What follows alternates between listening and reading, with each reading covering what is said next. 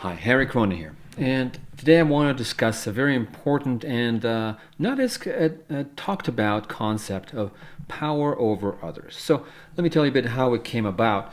My guides have told me several times, several of my channeling that I do every morning, that one of the biggest things that humanity needs to evolve through is the concept of power over others, or the need or want or desire to control others and have power over others, and how it shows up in every aspect of our lives. Now, I know a lot of people talked in the New Age and spirituality circles about sovereignty, and I think that's been talked about enough. But there's an important part of that, again, that need to eradicate the want, need, and desire to have control over others. So once again, that's like what is really something that our humanity needs to evolve as a society, as an overall culture of humans, is that concept. And once we do that, and I'll go over now. This is going to be a long video. I'm going to go over each and every aspect and how, and I'm sure that you will find more ways in which it affects all of us. And that's really important. So let's talk about, first of all, on the global aspects. What does that mean? Reducing and eliminating and eradicating that need, that consciousness need to have power over others. So if you look at geopolitics, it's pretty obvious. It's first of all, let's talk about certain rulers or dictators. That whole concept is going to be gone. And having power over other people against their will is an obvious one that we don't want and don't need. And humanity is working on clearing that and moving more and more towards democratic aspects. However, it doesn't end there. As we see now, there's a lot of leaders all over the world that were elected democratically, however, are imposing non-democratic aspects, and that are really the idea is that they want to impose their opinion, thoughts, and world beliefs on others. So even when you have someone who is democratically elected, if they are imposing and making people not like others, it's that power over others. So that's just the beginning. There's a lot of aspects that go with that. So we'll talk about obviously a nation having power over another nation. That's pretty obvious. We don't want that, and that is something we are trying to let go of, but still is affecting. It could be even like smaller aspects, a tribe over a tribe, ethnicity over another ethnicity. So if you really think about that on a societal and global level of oppression over others, and that is pretty substantial. If we let go of that, humanity would look so much better. The whole idea need for war will be simply gone. So that's one aspect. But I want to talk about something even more personal, because it needs to go more personal. If you understand, yeah, we all understand that geopolitics or politics. So no, people want to oppress their opinion over others. That's pretty clear. But let's talk about how it shows up in relationships, for example, even your personal day-to-day relationships. Let me look at my notes real quick. So there's all those toxic traits of someone wanting to control others, either through manipulation, just coercion. Like even if it's just a boss that is there's different types of bosses, right? There's a boss who is basically has the authority, and they all have the authority, but one is more authoritative and more authoritarian, which in more plain English is authoritarian is the one who dictates because I have the power, you'll do as I say, no matter what, whether I do the right thing or not, you do as I say.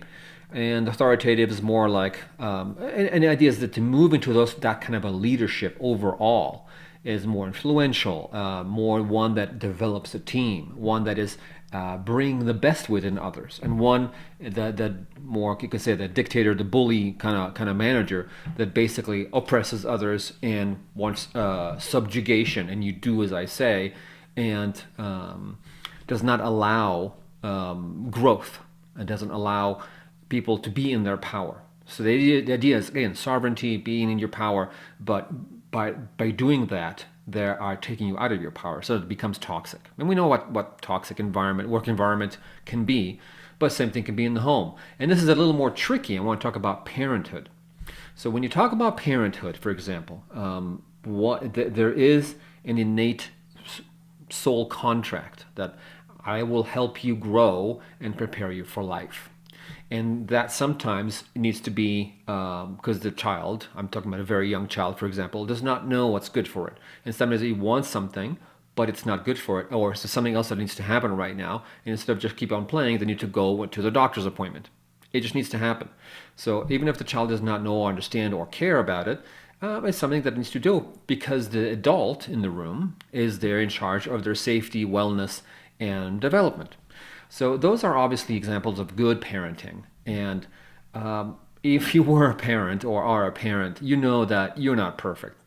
I wasn't perfect as a parent, and sometimes we pulled the wrong thing when we're hungry, hungry, angry, tired, exhausted, or just wanted like just do what I say and just like don't question me. I'm tired. I don't have the patience for it.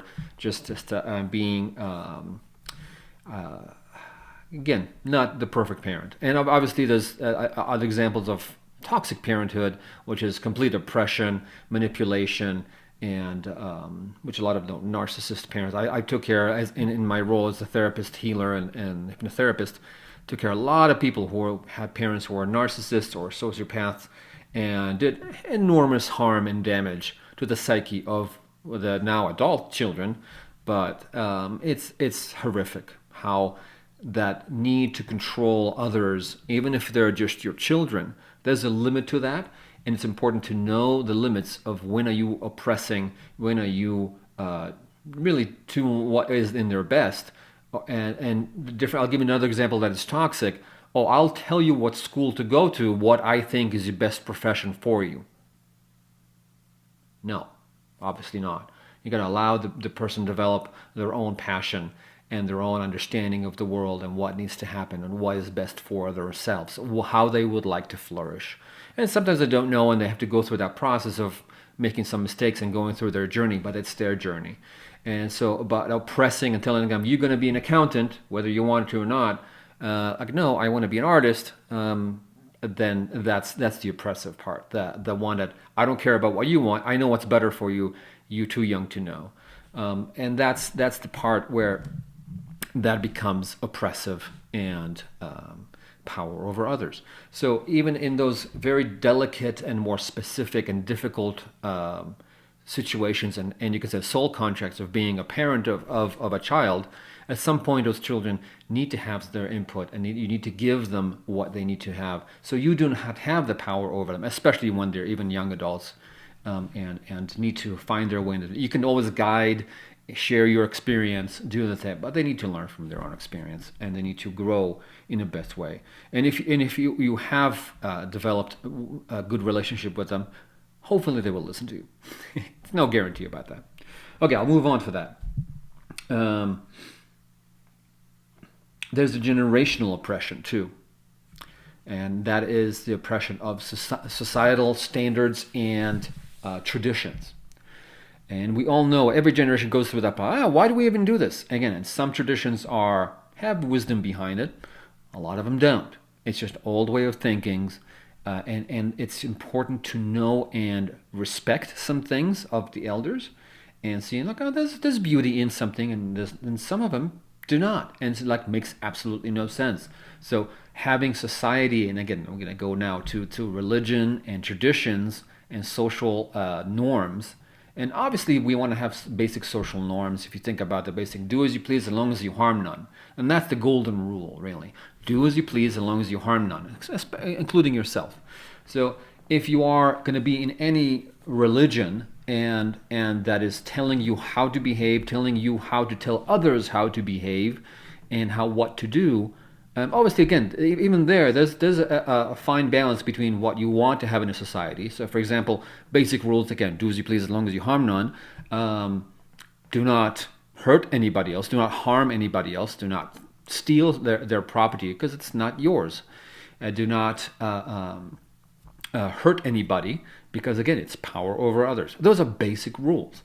And so those are obvious, basic social human rules that exist in any society, regardless of religion or no religion. So it's basic stuff like that that is still going to be a basic norm that we want to have. Again, those are innate rules that we want to have in a society so we can live freely and live our lives and thrive. So as we think about that, if your religion, and this is again, I'm going to upset some people here, and I'll make sure that I talk very clearly here. It's not that religion itself is bad. That's also just nonsense to completely discount everything that is to do with religion. There is wisdom in there, and they try to teach you something, but not everything is need to be taken as is, because once you start being forced, and I remember I have a client who just joined a certain Christian denomination. I'm not going to name it. And she's like, oh, I need to check with them if I'm allowed to take my herbalism class. And I was, again, do as you please, but I was like, why are you joining a place in which they take your power away to do what you love, care, and desire to do? Which is, herbalism is to help people with good natural ointment. I'm just giving an example. How is that bad for anybody? So it's that forcing, and they had no problem with it, just by the way. But they're just the idea that they have power over me and to make decisions in life of what I want and don't want, based on just strict rules that have been made a few hundred or thousands of years ago. So in that aspect, do you really want to give your power away into that way? And again, there's beautiful things. And in every religion, there's a core beautiful concepts that are beautiful and have very, very good aspects to society, humanity. But some of them are not. So have the discernment, have the ability to look, okay, what is something that is guiding me and something that is trying to oppress me and to tell me what to do. And if your religion, and I'm going to say it very bluntly, if your religion is telling you to tell others or force others what to do or not to do, then something's wrong there. Something needs to change in that philosophy. And I'll give you an example, again, very topical philosophy, like abortion. So if you think about that, you have the right to tell someone else how to treat their body, of what decisions to make in their life, whether they agree with you or not, whether you know them or not, you have a problem with power over others. You think that your opinion and your thoughts and your beliefs are more important than their beliefs and opinions. So this is where it comes to respect of each other. And again, do as you please as long as you harm none, because you are harming someone else's choices. You are harming someone else's opinions and beliefs, and you are thinking that your opinion and beliefs are more important than theirs. And they don't have the right to choose. You have the right to choose for them. Total oppression and total not acceptable. Not acceptable. So when I see religions that say like, oh, it's okay to oppress half of our population, all women, for example, all women should be oppressed because they're the devil, or they need to be oppressed because they're a sexual object, that is a problem. They need to dress a certain way because otherwise I'm going to be sexually turned on. That's not okay. You need to change your beliefs because you are forcing others whatever you want to do because you feel it's right, or you know it's right, because you know. So this is where it becomes, but if you start thinking in that way, power over others and how do we respect each other, so it comes back to really respecting the other person as they are, respecting, knowing you don't have to agree with them. And I'll give you an example, like the other things I see, even from the left, it's the shunning. Oh, like, oh, I don't agree with you, so I don't even know how to talk to you. And you have those extremes now from both sides, and people are just like not respecting the other person's choice to have a different opinion. And there's no discussions anymore. Discussions of, let's talk about it. Let's see what it is. So no, it's not about, I want to change your opinion because I know I'm right. That's, again, power over others. But the respect, like, you're allowed to think what you think, even if I think you're wrong. But it is not my place to force it on you. So that's where you start having true respect from one person to another. So I want you to really think about that and see how society would change if we start thinking and seeing this way. And another thing I want to talk about is in the spiritual realms, a lot of people, especially in the New Age communities, a lot of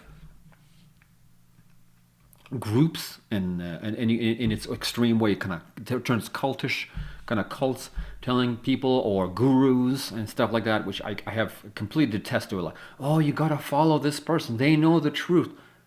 There's no one person that knows everything about everything, number one. And even if they are really beautiful sage that has tons of wisdom, they don't know it all. And they should not know it all because they're just a human, even if you can say they are divine representative in humanity. No one is perfect. And you can see that at some point that power goes to their head. Oh, I'm elated. I'm above everybody else. I know more. And they start abusing their power, either by you always hear those gurus that eventually start molesting women or pressing themselves upon women, power over others. So those it just shows up. They can't. The power goes to their head, to their ego, and they think they're above everybody else, above the rule of respecting another person's space, life, body, and their own entity. So you see those abuses and start saying the same thing of like, I'll tell you what's good for you, and you have to follow my rules, and that's not okay. So if you hear that, that's a big red flag when you come to any kind of new community that you try to join. If you see that kind of opinions and stuff like that, that is just a big red flag. And you know what? They still are in that ego karmic cycle of trying to have a force over others, forcing their opinions, forcing their beliefs, forcing their power over others because they are better. So release that. Let go of that. Don't follow those kind of things. Don't fall into those idolizations. Oh, that person knows everything, or that person has the authority on about everything because they know everything. No. Let go of that. Even what I'm saying right now, just take it with a grain of salt. But the important part is like understand the concept of how the we can evolve as humans, as a society, into that idea of letting go of the wish, to want, to desire, and that push to have power over others. And that is just a concept. You can accept it or not. I'm not forcing it on you. Okay? So there's a difference. It's important. I'm not telling you what's right. I'm telling you just think about it and see how it can affect your reality, your how you want to choose to behave. It is your choice. And any good spiritual teacher that is bringing fresh concepts will always have your choice in mind, because that is in your highest good, to make sure that you are choosing what you want. Not choosing through manipulation either, because that's still power over others, to brainwash you and see, and then like, see, he's choosing it. No, he's not choosing it. He's brainwashed. So there's a different part of your holding your own power away from other people's opinions and other people's beliefs and social standards, social constructs that they have created, and telling you this is the way it is. So really, it's not about doubting everything and not believing anything. It's not about that. It's about having your own ability to discern and choose what to work on yourself. And if you start working within yourself now, let's move it to the inner world. If you start moving and start acting in this way, if you choose to, okay, I don't want to have power over others in this way, how do I apply it into my life? So when you apply it to your life, you started seeing, whether it's your partner, your children, your parents, seeing them as entities that have their own sovereignty and their right to exist. Whether it's your neighbor, doesn't matter if you don't think they're that smart, doesn't mean if you don't agree with them politically, it doesn't matter. They have the right to exist and the right to be, as long as they harm none. If they start harming other people, then it's a problem. And as a society, we need to fix it. So, but if they just live their own life, don't harm anybody, they have the right to exist and believe in whatever they want to believe. So respect that. So this whole concept of shunning or no, I'm not talking to you because I can't believe you, I can agree with you, that's just immaturity. And it's just a way of still forcing your power over others because you don't agree with them. So you don't respect their entity, you don't respect their journey and experience. I'm not saying that, again, you don't have to agree to have power over you in any way, shape, or form either, of course. If they start saying, oh, you should be doing like, no, you're not going to tell me what to do. It's that simple. You're not going to tell me what to think or what to be. So that's you holding your own sovereignty. So really, the key is your own ability to hold and be in your power, and allow others to be in their power as well, as long as they don't harm anybody else. So I hope this has been helpful, and start really seeing things from that light and seeing how we can change society. And again, we see so much, I think, the chaos that we see, that obscene way of abuse of power that we see around the world, abuse of power over other people, other nations, political abuse, and of power, all that stuff. It's just a reflection of that and what we need to work on. And this is bringing clarity to that idea that how we can change as a society and bring better places. So let me go back now to that geopolitics. I want to make another important point in that having power over others. So I'll give you an example, because if you think about our in the U.S. right now, the society, the political structure is that it's a democratic choice. People vote and they have representatives, so it's a republic in that way, and then they choose, and the people also choose a president. One person's opinion, one person's decision making for the entire nation. Which is, again, in some way, no matter how good you are, you still are not going to have all the perspectives and all the input that several people will have. So if you look at what I have here right behind me, is that idea of councils. And if you notice, and again, what I know from all what is happening around the universe, is nothing is happening with a single voice. Every time there's a decision, every time there's something that they work on, it's as a group.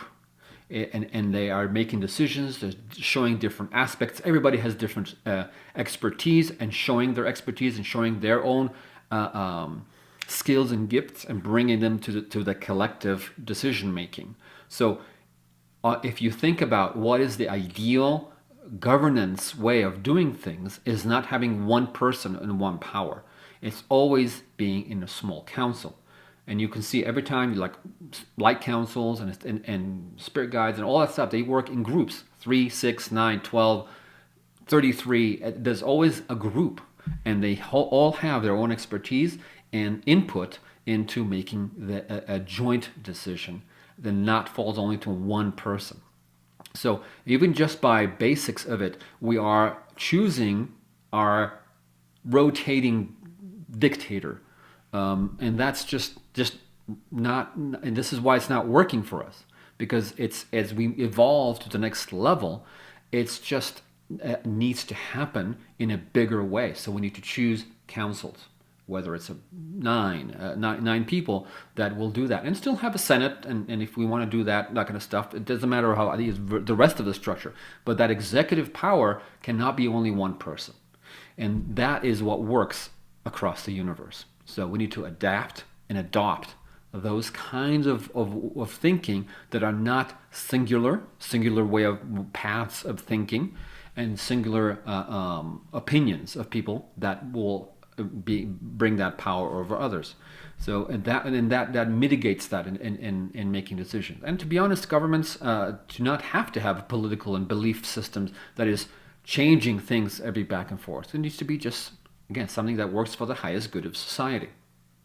That's it. So a lot of those departments and things, for example, just example of I'm trying to pick something that's neutral, transportation. It's not about, what's a better thing, who's giving me money to give to what state, and what projects we're going to give to what people that we want. That's too much.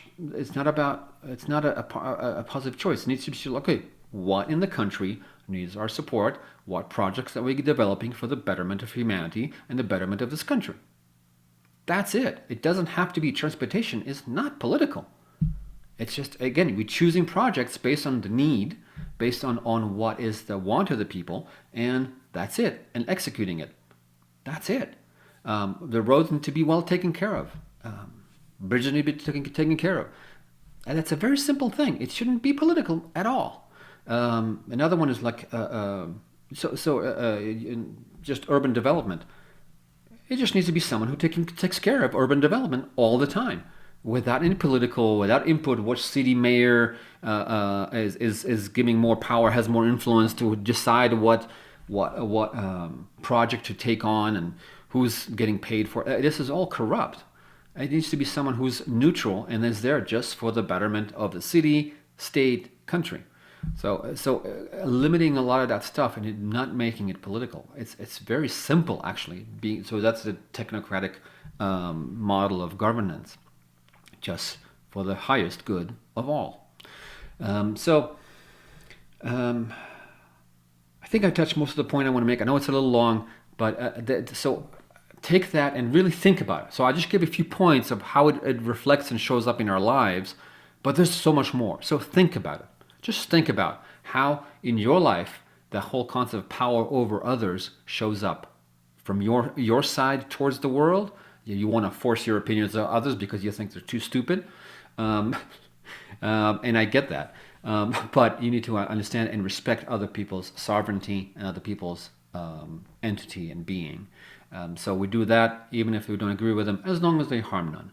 So, but see how just think about it, because this is a deeper concept, and this is once we resolve that, humanity will be exponentially better. Exponentially better. One of the key things that we need to do as evolving societies. Okay. I hope you enjoyed this. Again, if you have any more questions or comments, please write down in the comments and share with me, and tell me anything else that you want to talk about or have questions about to our galactic councils. All right? Talk to you soon. Thank you very much for listening.